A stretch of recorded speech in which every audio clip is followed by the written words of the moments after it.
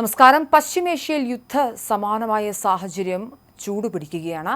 Oman സമുദ്ര മേഖലയിൽ നിന്നും ഇറാൻ തീരത്തേക്ക് കടക്കാൻ ശ്രമിച്ച 2 കപ്പലുകളെ കൂടി അമേരിക്കൻ സേന ആക്രമിച്ചു തകർത്തു എന്നുള്ള വാർത്തയാണ് വരുന്നത്.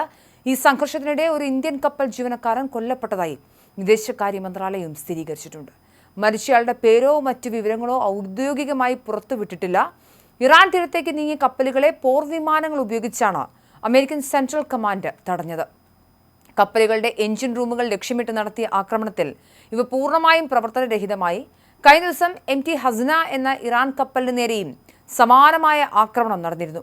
ഇതോടെ കഴിഞ്ഞ 48 മണിക്കൂറിനുള്ളിൽ ഇറാന്റെ 3 ഇന്ധന ടാങ്കറുകളാണ് US തകർത്ത് കളഞ്ഞത്. അമേരിക്കയുടെ 3 പടക്കപ്പലുകളെ ഇറാൻ ഇന്നലെ ആക്രമിച്ചിരുന്നു. ഇതിനുള്ള പ്രത്യാക്രമണമാണ് ഇപ്പോൾ ഉണ്ടായതെന്നാണ് US നൽകുന്ന വിശദീകരണം. ഇന്ത്യൻ ജീവനക്കാരൻ കൊല്ലപ്പെട്ട വിവരം ദുബായിലെ ഇന്ത്യൻ കോൺസുലേറ്റാണ് പുറത്തുവിട്ടത്. ഏത് കപ്പലിലെ ജീവനക്കാരനാണ് ഇദ്ദേഹമെന്നോ ഏത് സാഹചര്യത്തിലാണ് മരണം സംഭവിച്ചതെന്നോ ഉള്ള കൂടുതൽ വിവരങ്ങൾ ലഭ്യമാകേണ്ടതുണ്ട്.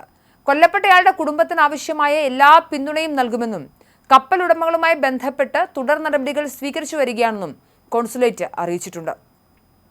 ഹോർമുസ് കടലിടുക്ക് കേന്ദ്രീകരിച്ച് അമേരിക്ക ഏർപ്പെടുത്തിയ നാവിക ഉപരോധവും ഇതിനെതിരെയുള്ള ഇറാന്റെ പ്രത്യാക്രമണവും മേഖലയെ വലിയ യുദ്ധഭീതിയിൽ ആഴ്ത്തിയിരിക്കുകയാണ്.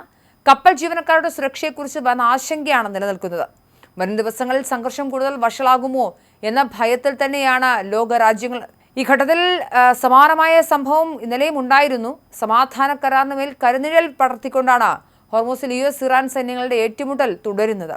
ഹോർമുസ് കടലിടുക്കിൽ ഇറാൻ ടാങ്കറിന് നേരെ US സൈന്യം കഴിഞ്ഞ ദിവസം നടത്തിയ ആക്രമണം, അതിന് തുടർച്ചയെന്ന രീതിയിലാണ് വീണ്ടും ആക്രമണങ്ങളുടെ പരമ്പര വരുന്നത്.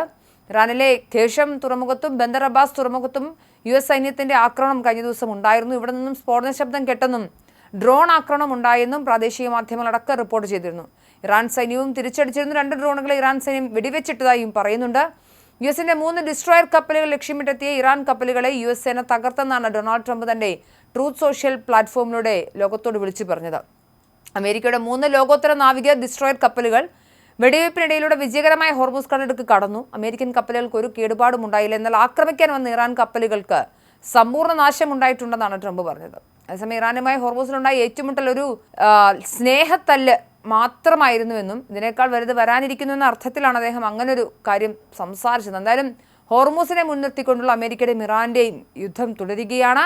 പരസ്പരം ആക്രമിച്ചും വലിയ രീതിയിലുള്ള നാശനഷ്ടങ്ങൾ വരുത്തിയും ലോകത്തെ ആകമാനം പ്രതിസന്ധിയിലാക്കുകയാണ് ഇരു രാജ്യങ്ങളും. എന്തായാലും കഴിഞ്ഞ ദിവസം ബന്ദർ ഖാമിർ, സിറിക്ക്, ഖേഷൻ ദ്വീപ് എന്നിവിടെ തീരപ്രദേശങ്ങളിലെ ജനവാസ കേന്ദ്രങ്ങളിൽ ചില രാജ്യങ്ങളുടെ പിന്തുണ US ആക്രമണം നടത്തിയെന്നാണ് ഇറാൻ പറയുന്നത്. എന്തായാലും ഇറാനെ സംബന്ധിച്ചിടത്തോളവും അമേരിക്കയെ സംബന്ധിച്ചിടത്തോളം അടിയന്തരമായ സാഹചര്യത്തിൽ അവർ 14 സമാധാന കരാറിൻ്റെ കാര്യം അമേരിക്ക പറഞ്ഞിട്ടുണ്ട്. ഏതെങ്കിലും തരത്തിൽ സമവായ ചർച്ചകളിലൂടെ കാര്യങ്ങൾ എത്തേണ്ടതുണ്ട്. ഇല്ലാത്ത ഘട്ടത്തിൽ ഈ പ്രതിസന്ധികൾ തുടരും. ലോകത്താകമാനമുള്ള എണ്ണ ക്ഷാമം തുടർന്നുകൊണ്ടേയിരിക്കും. ഊർജ്ജ പ്രതിസന്ധികൾ പരിഹരിക്കേണ്ടതുണ്ട്. ഈ സാഹചര്യത്തിൽ ഏറ്റവും അടിയന്തരമായ ഇടപെടലുകൾ ഉണ്ടാകുമെന്ന് പ്രതീക്ഷിക്കാം.